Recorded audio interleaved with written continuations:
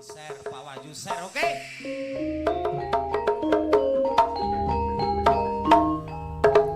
Mbok, aku sing teko. Wah, suwe anggonku nglelono. Yo, berjuang ning Dumer Bronto. Ning aku suwe ora tau mantuk, aku arep mantuk kangen karo nang Simbok. Mbok, aku mulai, Mbok. Nah nanti sih, Mbok. Mbok. Mbok. Mbok kula kono isor barongan. Kenapa Mbok? Oh, ngresiki isor barongan.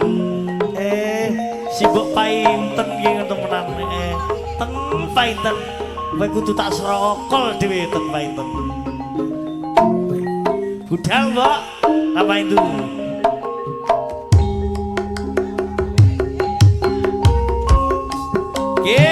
Kangge Bapak Dimas RT Ngampon.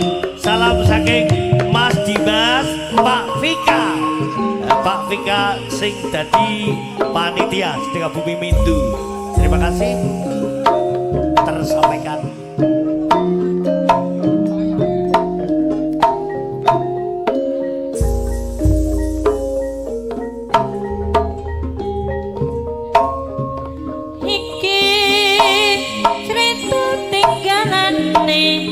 Jaman kuno nalikane wong Jawa dijajah Belanda ana jagongan milu rakyat milo bangsa jenenge sare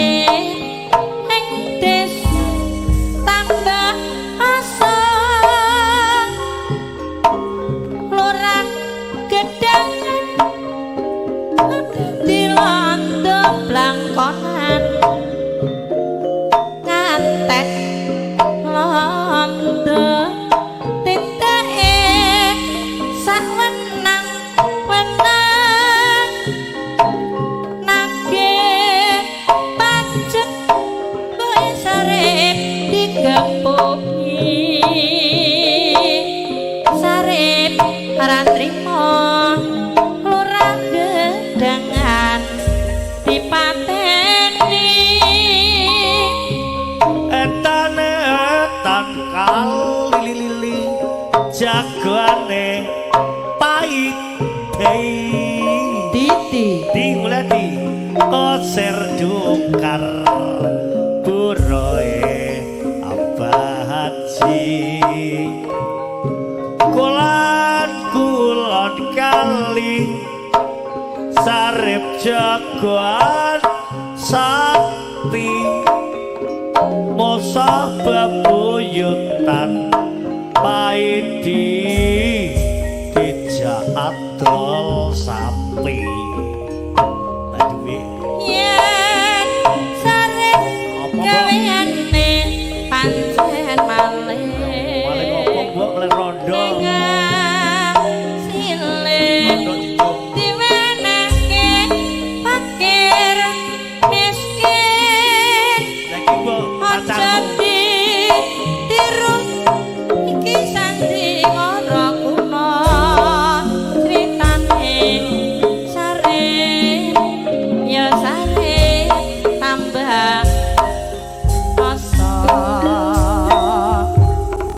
Himalaya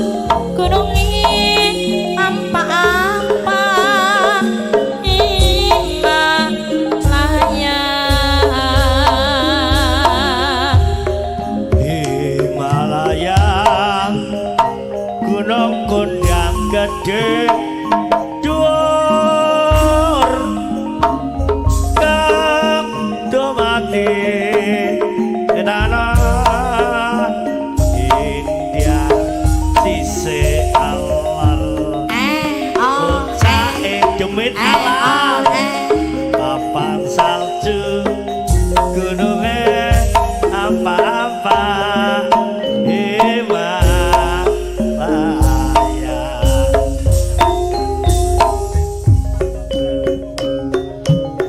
abang biru lampune disko awakku lemut mikir bojo loro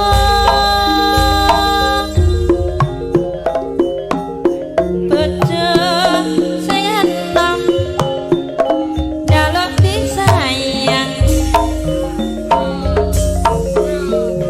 sing tuwancur wagati tinggal sirahe mumet ra bisa turu serpanjika bulu tresno ngantuk waktu ser mikir butuhe mikir arisane tenan lo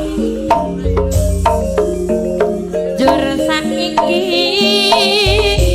bingung atine telung dina aduh cik mulai rana